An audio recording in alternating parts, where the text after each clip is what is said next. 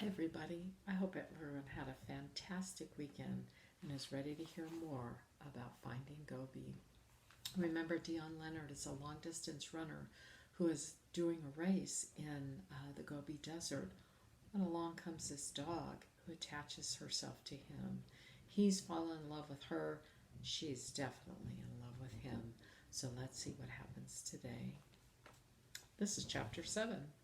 The storm had passed by the next morning, and the organizers got everyone back on the bus to return to the race site. Today was the last day. Dion had studied everyone's times while they had been at the museum. He was still ranked second, but Tommy was no longer in the lead. His trouble during the long stage had bumped the runner down to fourth place. The Chinese runner, Zhang, was now in first place. He was the one who had won the long stage, beating Dion's time by 40 minutes. Dion knew there was no catching up to Zing now, but that was okay. Second was still a really good rank. Third was Brett, the New Zealand runner. He'd been running really well too, and he was the other one who'd beaten Dion at the long stage, but Dion was still ahead of him overall by 20 minutes. As long as he came in before Brett today, he was guaranteed second place. Everyone had been exhausted after the long stage, but they had a full day to rest, and today's race was so short there weren't even any checkpoints. So when they lined up at the start, all the runners looked eager and strong. Dion knew a lot of people were going to sprint the whole way if they could. He was planning on setting a brisk pace as well. Gobi was next to him as usual. There was no reason she couldn't run this last race with him, especially since it was cooler today and overcast. Dion wouldn't have to worry about her overheating. The gun sounded and they were off. Dion didn't try to sprint, but he didn't hold back either. Gobi stayed right beside him the whole time, matching his pace perfectly. She was such a good runner. Several times Dion stopped to give Gobi some water, and each time she drank right from his hand. He was amazed at this scrappy little dog who had known him less than a week, trusted him that much. And Dion promised himself that he would not let her down. At one point, midway through the race, Dion was giving Gobi another drink when a runner approached from behind. It was Brett. Dion sighed to himself. If Brett passed him now and maintained that lead, Dion would lose the second place spot. But instead, Brett stopped beside him. Dion glanced up and the New Zealander shrugged. "I couldn't hardly run past you as you're giving her a drink, could I?" he said with a smile. Dion smiled back. "Thanks." This was what the race was like, he thought. Most of the time the runners respected each other and refused to take unfair advantage of situations. Even though each runner was here to win, they were also all in this together, and running for this long and pushing yourself this hard had a way of bringing people together. When Dion stood and tucked the water bottle away, Gobi barked and wagged her tail, clearly eager to continue. Then they began running again, and Brett took up a place just behind them. The three of them stayed like that to the finish line. Dion crossed it fifth for the day, and Brett was sixth, with the little dog right between them. They had done it. The race was over, and Dion had won second place overall. Gobi pranced about, and the man laughed. She had known there was something special about today. Everyone had been so excited and had been running much faster than before, and it had been so short compared to the other days. Now they were back at camp again, and people were laughing and cheering. So was the tall man. There were lots of food, too, and he kept passing her pieces of meat. It was amazing.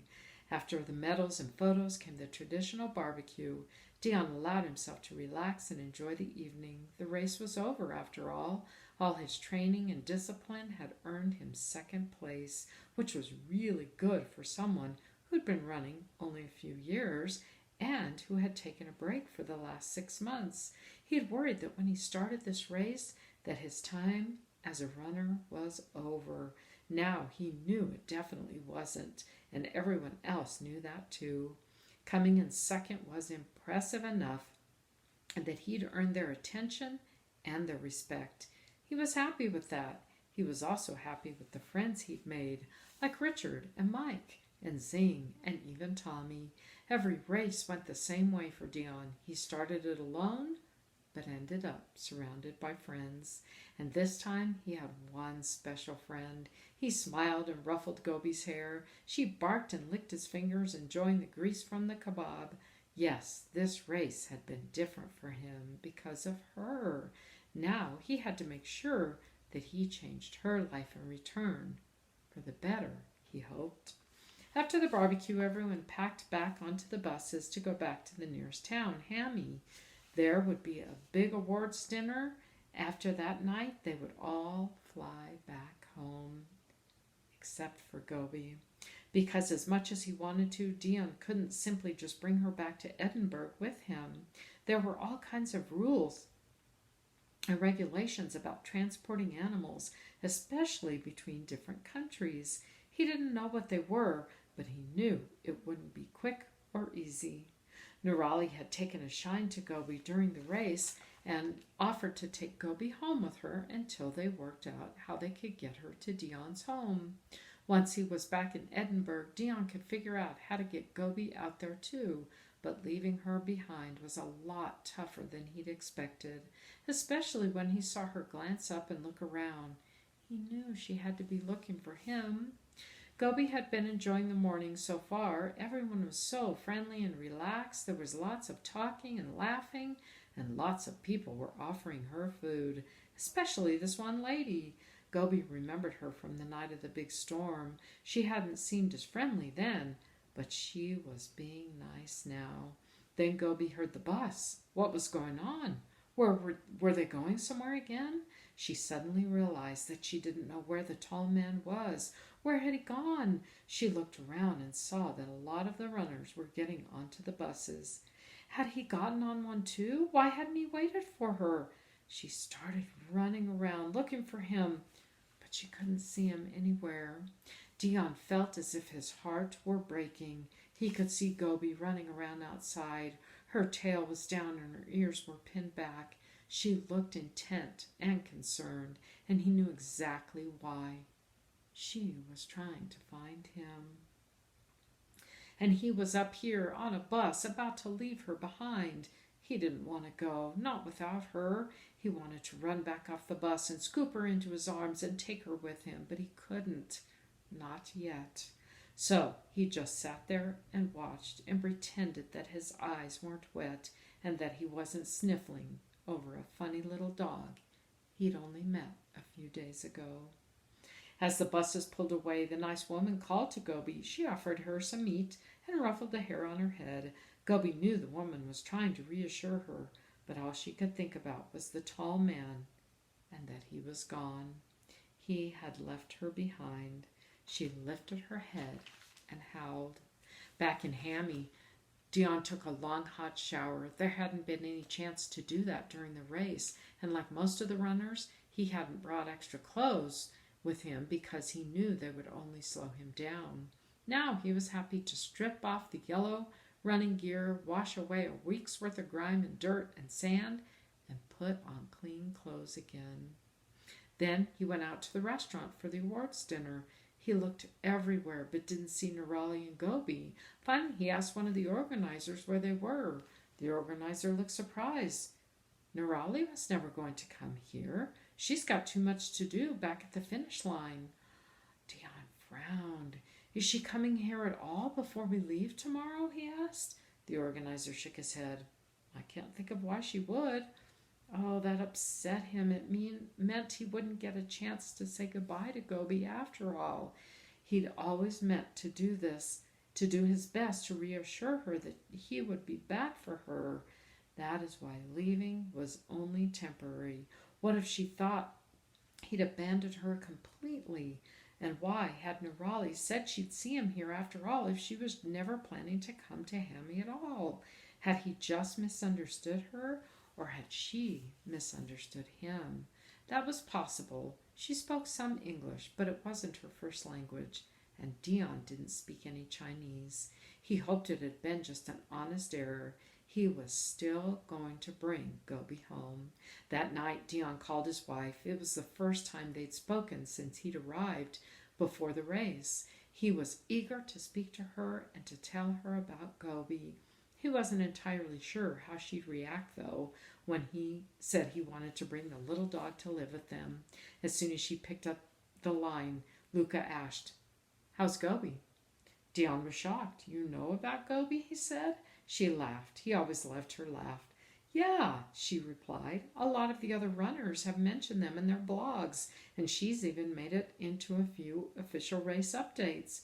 She's a pretty little thing, isn't she?" Dion relaxed a little. "Yes, she is. I wanted to talk to you about something." But again, Lucia was ahead of him. She'd always been good at knowing what he was thinking. "You're bringing her home?" she asked.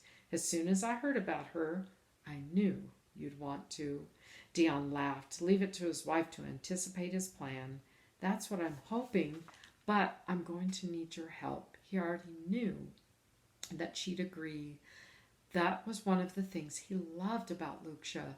She had always supported him, and he could tell she already liked Gobi, even though the two of them hadn't met. The next day, Dion took a train from Hami to Urumqi and then a taxi with Richard to the train station to the airport. He'd fly to Beijing and from there home to Edinburgh. After a week out in the desert with only other runners and the race organizers, he'd forgotten just how crowded even a small city could be. It was dizzying, and it didn't help that Dion didn't speak the language, but he managed to get to the airport without any trouble. On his way to his plane, Dion saw the race organizers also waiting to board. He hurried over to the lead organizer. "Thank you so much for everything," he told her. "The race was amazing, and thank you for helping arrange for Nirali to look after Gobi until I can figure out how to get her home." The lead organizer smiled at him. "You're very welcome." Then she handed him her business card. "It's been fantastic to see the story of you and Gobi take shape. If we can make it happen, we will." Settling into his seat and waiting for the flight to take off, Dion told himself that everything would work out. He'd get home, fill out whatever paperwork was necessary, and make arrangements to get Gobi brought out to him. Everything was going to be fine. I sure hope everything turns out fine. We'll see you tomorrow.